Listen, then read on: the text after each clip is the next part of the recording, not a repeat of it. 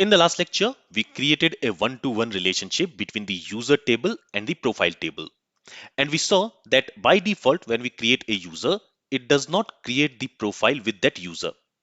But our requirement is whenever a user account is created, with that, a profile should also be created for that user. So let's see how we can implement that. So let's go to user service.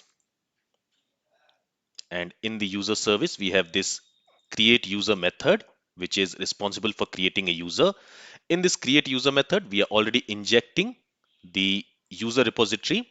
Now here, we also need to inject the profile repository, because using the profile repository, we are going to create a profile. So let me go ahead and let me copy this line and let me paste it here. And here we should have a comma after this. Okay, and here I'm going to call this as profile repository, and to this repository we are going to pass profile entity, and to use this profile entity we also need to import it. Okay, and here also we need to pass profile entity. Okay, and in this way a profile repository will be created and it will be injected here. Now what we also need to do is, let's go to user module. And there, just like how we are importing this user entity using this for feature, in the same way, let's also import profile entity. And to import this profile entity, we also need to import it from this file. Let's save the changes. Now let's go back to our user service. And now inside this create user method, we are going to change the logic a little bit. So I'm going to remove everything from here. Okay. And now what we are going to do is, first we are going to create a profile. Once that profile is created, we are going to create a user object, and here let's say create a profile and save, because once we will create the profile object, we will also save it in the database. After that, we are going to create a user object. Then on that user object, we are going to set the profile with the profile object, which we are going to create here. And finally, we are going to save the user object. Okay, so let's start with creating a profile. For that, let's create a variable. Let's call it profile. And to create this profile, on the profile repository, we are going to call the create method. And to that create method, what we are going to pass? We are going to pass user DTO dot profile. If you remember, in the last lecture, we also added this profile property to our create user DTO, which is of type profile.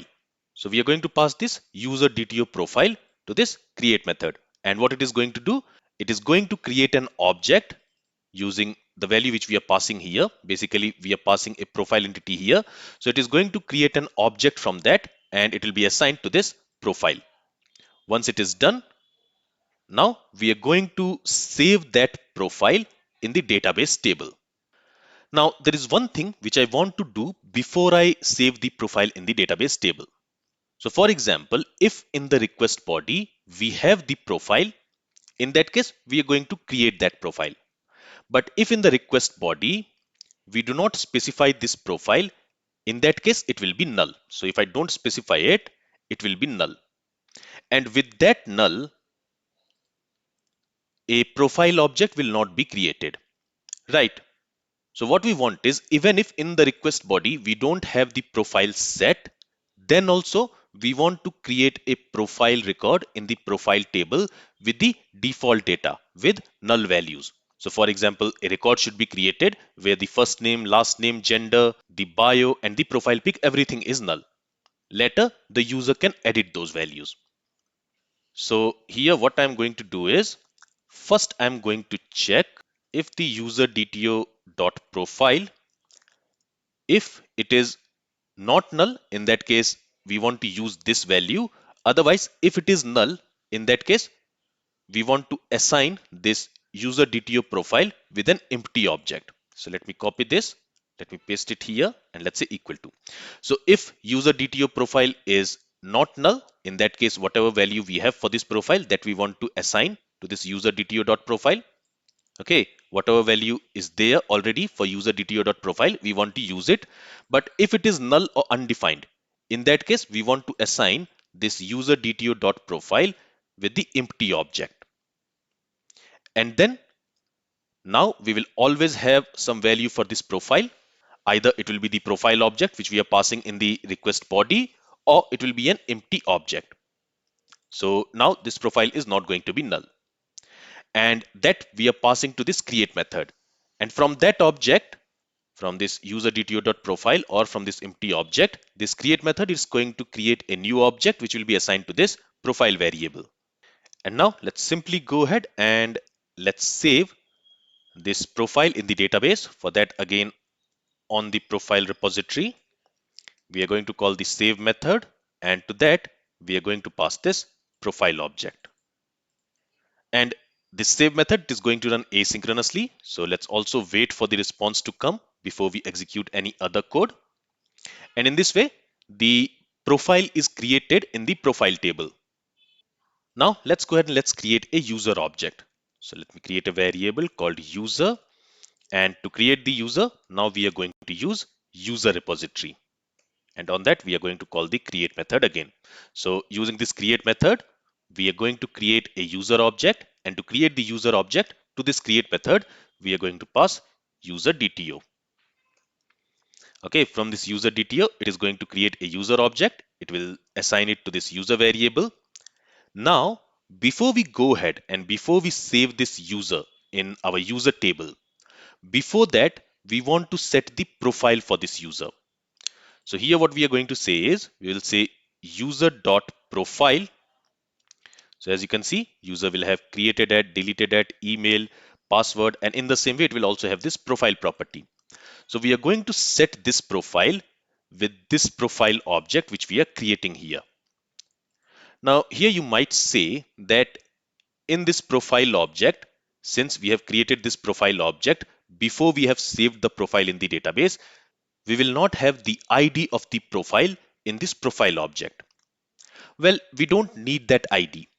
We are simply going to assign this profile object, which we have saved in the database table, to this profile variable of this user object.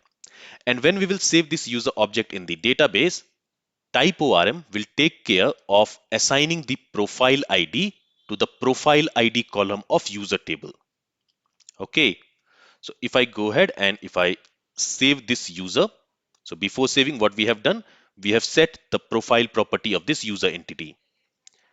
Now let's say this dot user repository dot save, and to that we are going to pass this user object.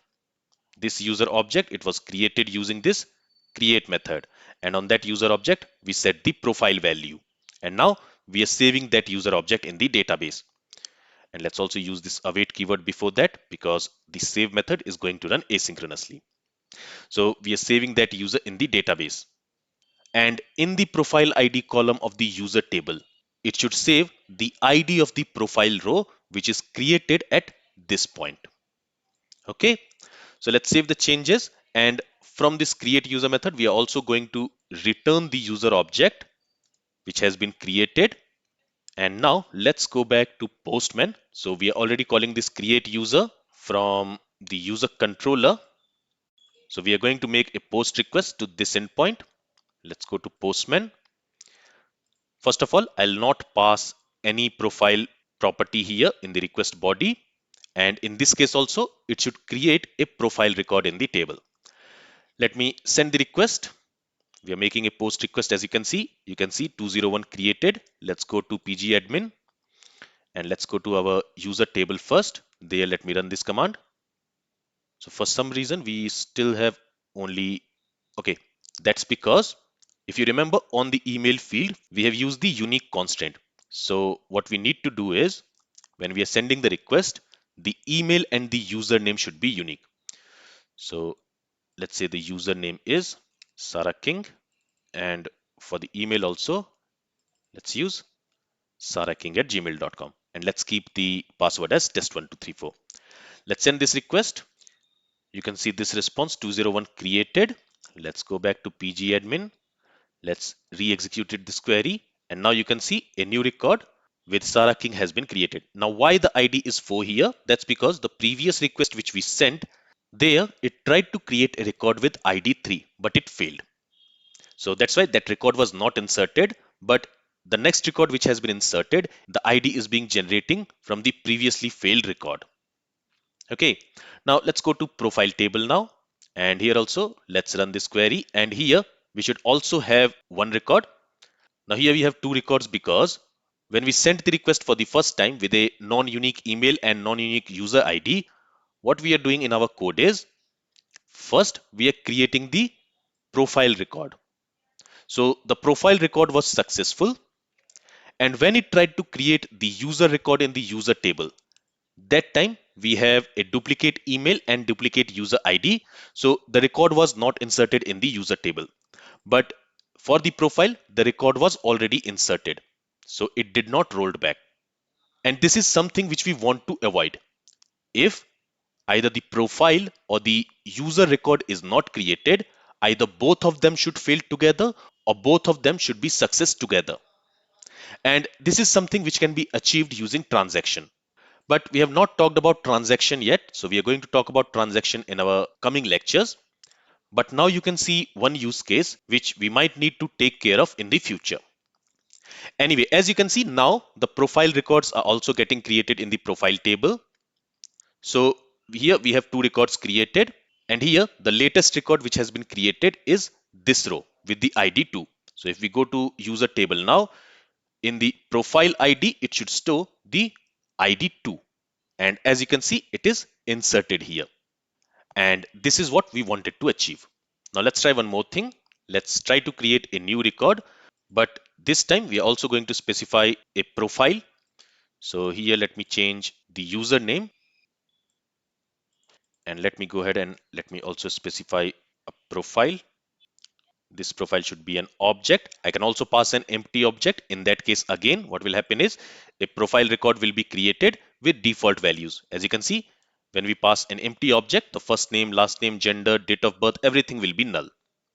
But if we want, we can also specify the value for the first name, last name, gender, and other things. So that's what I'm going to do. Let me go and let me specify first name, last name, gender, and I'm only going to pass these three values. For bio and profile pic, I'm not specifying any value. Let's send the request. So we have got this response 201 created. Let's go back to PG admin. First of all, let me check the profile table. So if I execute this query, now we should have three records. And you can see for the third record, we also have the first name and last name and also the gender. We did not specify any value for date of birth and bio, so that has not been set here. And let's also go to user table. And if I execute this command, there we should have one more record. And this record should store the ID of the latest profile row which we have created. And the ID of the latest profile row is 3. So that has been stored here. Now this approach which we have used here in order to create both user and profile, it is very lengthy. And we have a very simple solution to achieve the same thing. And that we are going to learn in our next lecture. This is all from this lecture. If you have any questions, then feel free to ask it. Thank you for listening and have a great day.